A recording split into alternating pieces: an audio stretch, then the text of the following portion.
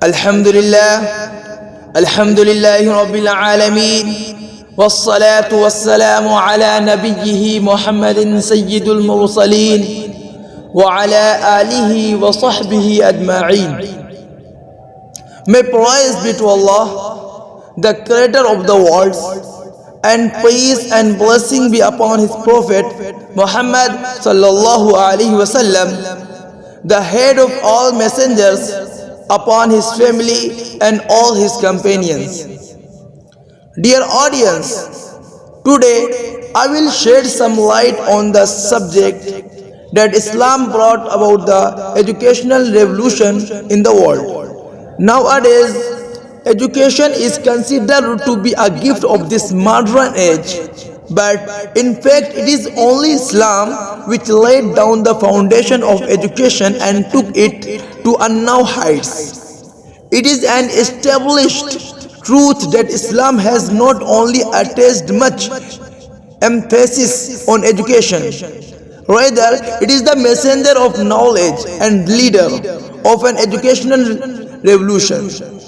Other civilizations put education in the category of necessities of life, but Islam regarded it the utmost necessity of each human being.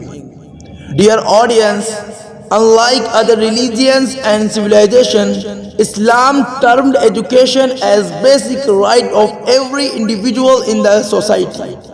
The Greece and China have made extraordinary progress in the field of education and art, but they also did not favor the education for all. Plato has also dreamt of democracy and equality, but he also could not beyond education for some particular segments of the society. In India, which once was the center of education and art, a lower caste person was not even allowed to hear the Vedic scriptures. None can deny the glory of Nalanda and Taxila universities. But after all, the fact is that the common people were always deprived of education in Hindu periods. Education was only the monopoly of higher classes of the society. When the sun of Islam was enlightening the world, Europe was passing through dark ages of history. The scientists, artists and men of learning were tortured and sometimes even they were tortured to death. Similarly, ignorance was prevailing all over Arabia. There was neither a school nor a college and a library. Quraysh, the head of all tribes in Arabia, had only 17 persons who knew writing in 570 AD. When the sun of Islam rose from the horizon of Arabian Peninsula in its fullest brilliance, the entire world was shrouded by darkness and steeped in ignorance and long slumber. The first slogan that Islam chanted in this horrible atmosphere was about education. The earliest verses of the Quran invited people to education. اقرأ باسم ربك الذي خلق خلق الإنسان من علق اقرأ وربك الأكرم الذي علم بالقلم علم الإنسان ما لم يعلم. Read with the name of your Lord who created everything. He created man from a clot of blood. Read, and your Lord is the most gracious who imparted knowledge by means of the pen. He taught man what he did not know. These verses of the Quran are considered to be the fountainhead of education in post-Islamic history. They created a remarkable eagerness towards education. The Quran filled the followers of Islam with a tremendous spirit. Hadith also encouraged this spirit and gave it a good push by repeated mentioning of education's virtues and greatness.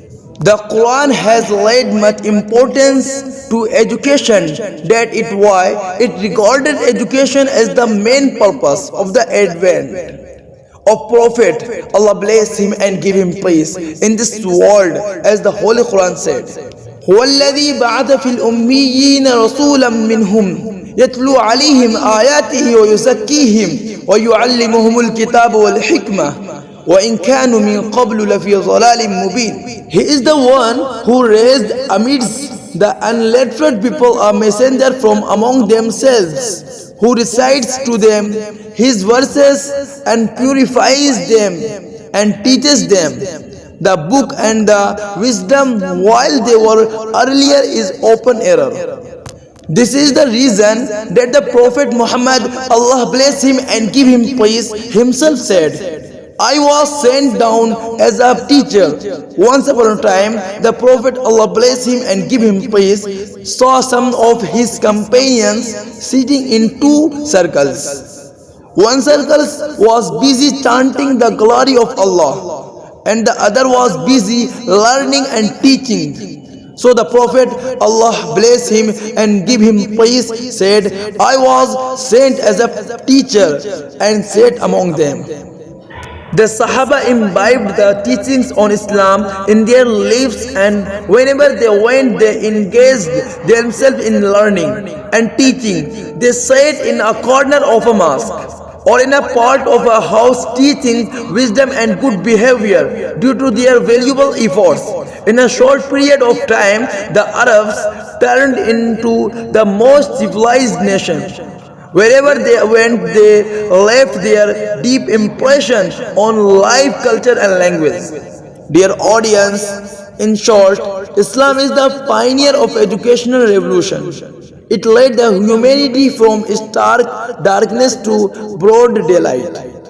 Here I conclude my talk and pray Allah to grant us right knowledge that enlightens our hearts and brightens our souls.